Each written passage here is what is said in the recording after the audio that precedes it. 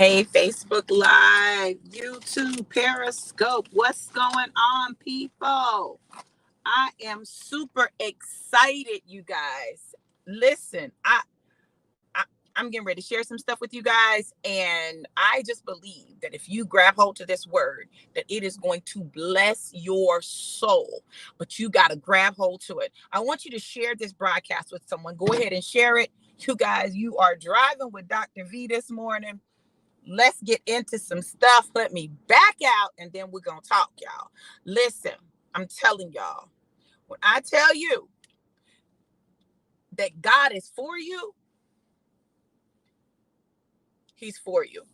And in this season, he's showing just how much he is for you. In some ways that may make other people uncomfortable, but I promise you, he is fulfilling his promises in to you guys. Today I'm talking now. Maybe the only person who is like this, but I'm going to be super transparent with you guys today, and uh, pray that you'll be able to receive it. Listen, when God is taking you to breakthrough, it is never comfortable. When God is taking you to breakthrough, it is never comfortable. And not only is it never comfortable, it makes you so uncomfortable that everything in you wants to quit. Now, y'all may say, Dr. V, you don't understand. Listen, I'm telling you what I know.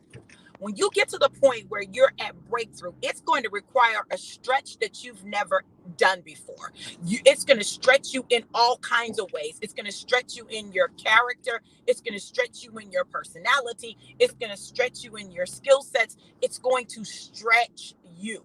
You are going to be stretched. And that stretch is going to be unfreaking comfortable. You're going to be uncomfortable. You're going to be uncomfortable. Get ready to be uncomfortable. And your discomfort is necessary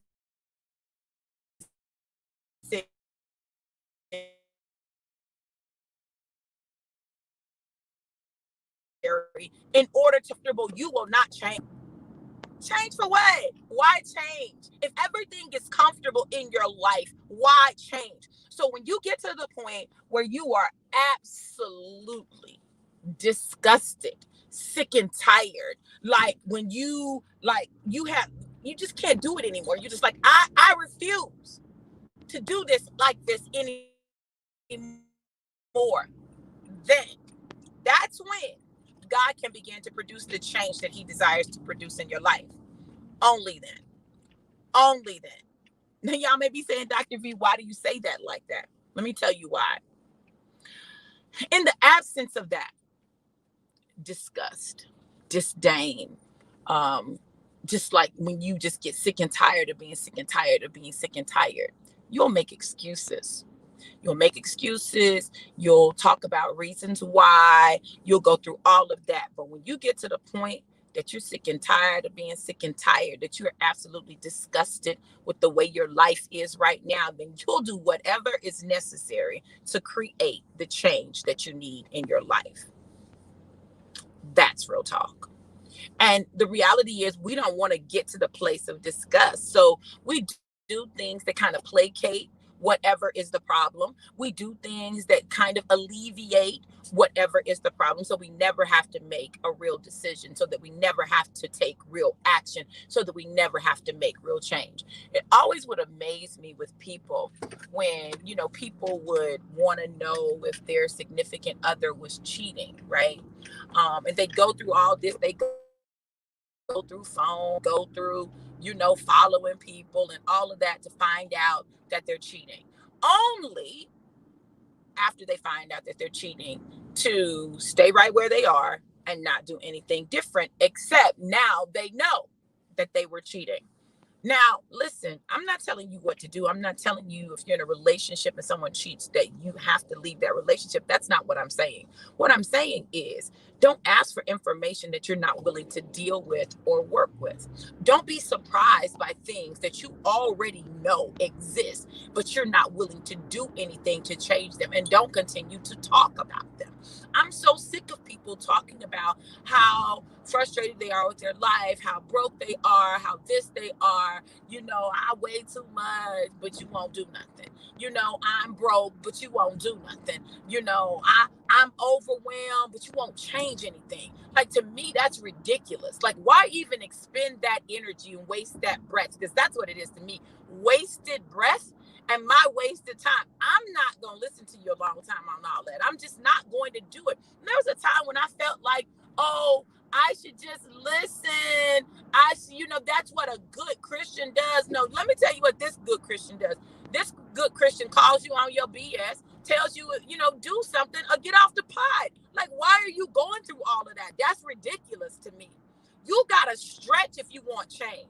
And then this is the crazy thing. The very same people look at other people that are stretching, that are uncomfortable, that got disgusted with their life and made a decision to change things. And they look at them and they're like, well, I don't know why they have to do all of that.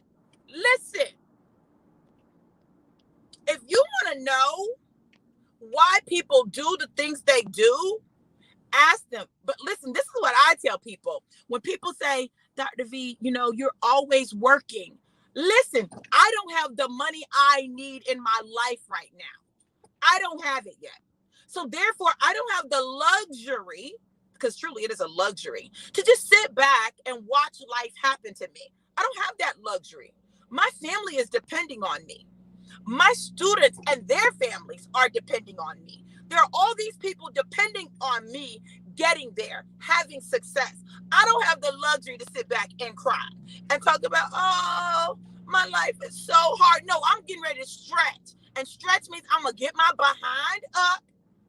I'm going to figure it out. I'm going to have multiple streams of income, because no one thing is ever going to have me locked into the point where if it shuts down or if it stops, I'm devastated and I don't have any money coming in, lies from the pit of hell. I'm going to do what is necessary for me and mine. That's what I'm going to do. So when people say you're always working, or you do too much, or you're doing this and you're doing that, because I'm not where I need to be yet. Where I need to be, not even where I want to be, where I need to be. I need to be on the other side of money. And until I'm on the other side of money, then I can't do everything God has called for me to do. I can't. And so therefore, I'm stretching. And I challenge you to stretch. Stretch yourself. Stretch your mind. Stretch your spirit. Stretch your personality, your character. Stretch.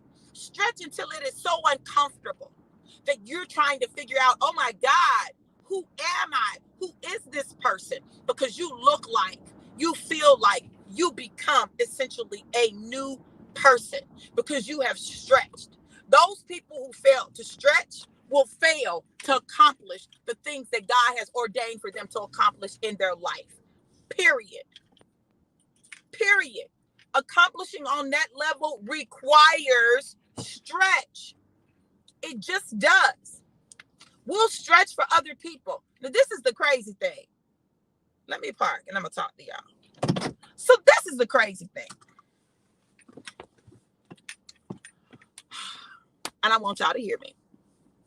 We will stretch for other people, for other people's causes, for what other people want to do, and won't stretch for us, and won't stretch for our family. Something's wrong with that. Because essentially what that's saying is, I think these other people and their cause is more important than me and my family. That's the whole problem. That's a problem, y'all. That's a problem. And if you don't see that it's a problem, it's even a bigger problem. It is time for you to face yourself in the mirror. I remember there was a time in my life when, like, I hated dealing with finances. I just would be so overwhelmed. It seemed like no matter how much money I made, it was never enough. I didn't want to look at bills. I didn't want to talk to bill collectors. I didn't want to deal with financial stuff. I just didn't. I would avoid it at all costs. And I would just look at it and get depressed and overwhelmed, right? But when you stretch yourself, you look at where you are, you look at what you need, you look at what you have coming in. And then, yeah, I pray, God, give me strategy. God, give me strategy. Your word declares that you have given me the ability to obtain wealth. God, then show me the strategy. Show me the strategy to meet this need. Show me the strategy to accomplish this. I had to learn to put my pride on the shelf and have very difficult conversations with people that I owed money, right? Had to have difficult conversations. Listen, this is where I am. This is my plan. This is what I can do. You all listen. One of the hardest things I think for me, and I'm just talking about for me, because I am very independent, I'll help anybody, but I don't necessarily like needing help or asking for help. Therefore, I avoid it at all costs, right? And so God had me on a journey where I had to just like ask for help. Like, and it was hard. That was hard for me. I had to stretch to be able to do that. But then, even beyond that, I had to learn how to just be vulnerable. I don't like. Now, I know y'all say, but Dr. V, you're vulnerable on here. Yeah, I'm vulnerable to a point. But, like, there's some areas I don't like being vulnerable in. And there are some things that I don't like acknowledging or, having to face, but they're real. And so God has stretched me so that I have to face some things. I have to acknowledge some things. I may have to have a difficult conversation, but just be honest, and this is the crazy thing. So with me, one of the big things is so much crazy stuff happens to me and in my life. I'm talking about crazy stuff that, like, it just seems like stuff that someone would say if they were just making stuff up, right? Like it just, and then it always happens at the most inopportune times, right? So then because I'm so prideful and concerned with how people see me, I don't want anybody thinking I'm trying to get over on them, And so, like, I'm like, I don't want to say all that stuff because I don't want it to seem like I'm making excuses and I'm trying to get over. Like, I never want to be seen as that person. That's not who I am. And so I work extra hard not to do that, extra hard not to be in that place, extra hard. But listen, God has had me in a season where I've been in that place a few times. And I'm like, Lord, I don't like this place. He said, it's okay. It's okay that you don't like it, but I need you to know how to move through it. And that's what I've done. So you've got to stretch. You've got to stop making excuses. You've got to stretch. If you really want it, do something. If you really want it, do something. So, I was kind of stuck in my weight loss journey, right? I was kind of stuck. I was stuck at about 192, and I was like, something's got to change. Like, something's got to give. I'm going to have to do something to move the needle, and sometimes moving the needle requires massive action. And so I decided on Labor Day, actually it was the day before Labor Day, to start a 5-day Tava Lava challenge, right? The Tava Lava challenge is our Capri CBD coffee, and then I mix my tea in. I'm sorry to bother you. I'm doing the work for the manager. Uh-huh. My boss saying with me, I can save you the bumper. Oh, do you have your information? I do. My boss will charge you over $900 for the bumper. Right. I have a vacuum that heats it right out. Mm-hmm. And I have it done for you in a couple minutes. I can't do it today. I don't have time. Thank you. I can't do it today. It's not done in 3 minutes. Don't pay me. I just can't do it today. Thank you, though. It's going to wind up cracking. You're going to get water behind there. Mm-hmm. I understand. You've got a lot of wires. I'll help you. I appreciate it. My boss, I want to give you a better price if you want it. I appreciate that.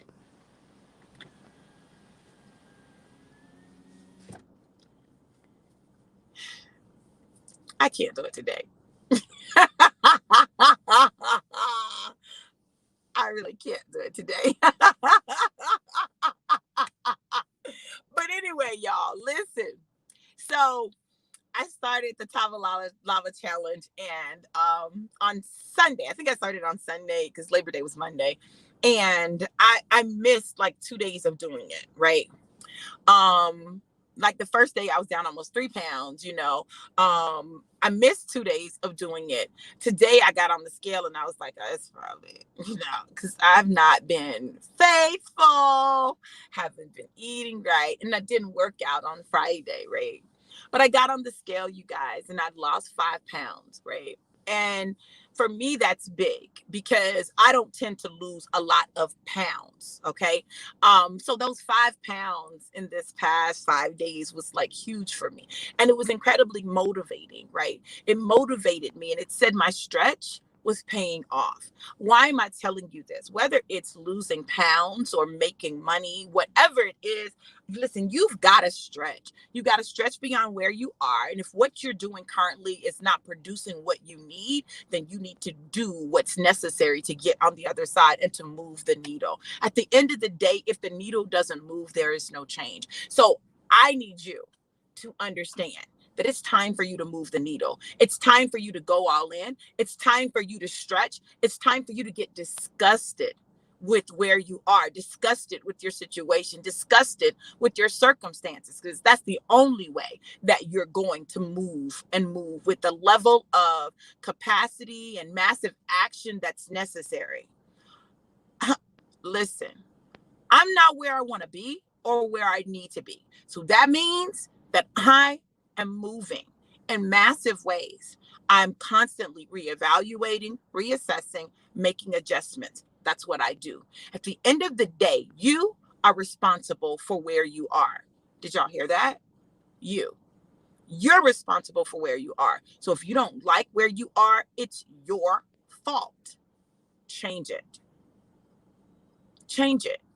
You have a responsibility to you. You have a responsibility to God. And you have a responsibility to your family to do what's necessary. I refuse to stay in this place where it's just enough, just in time. What is that? No, that is not my portion. It's not my portion. So therefore, I'm moving massively. And I encourage you to do the same. If you are looking for a way to change your financial situation, like to really change it for real, and you're ready to commit to learning some new things and moving in some new ways, inbox me. I've got something for you. And if you're not, it's okay, right? Listen, I've learned a long time ago that people are going to do what people are going to do. And I don't take that stuff personally. It's not personal. Why? Right? I know this. I'm getting ready to do my Mic Drop Academy today. And I'm super excited about that. My students are ready. We're getting ready to learn how to drop the mic in every area of our life. And so it's not stage specific because everybody doesn't plan on being on stage, but everybody needs to know how to drop the mic. And I am so excited about this class, but it's one of the many ways that I've produced streams. It's one of my many streams that I've produced. But at the same time, I get the absolute privilege of helping people tap into that mic drop speaker that's inside of them. I don't know if you guys know anyone who's ready to drop the mic, know anyone who's ready to take their speaking to the next level. But if you do, just share with them to reach out to me. Today's my first class. I'm going to have a free masterclass on next Thursday. I'm going to be dropping the link for people to be able to register so they can see what it is I do and then go from there. But listen, I know this. I know I change lives. That's the mandate that's on me. And so that's what I'm doing. You guys, listen, I got to go in Wawa. I need some ice. I love you guys to life and life more abundant. Have an amazing and prosperous and blessed day. Be blessed. Mwah.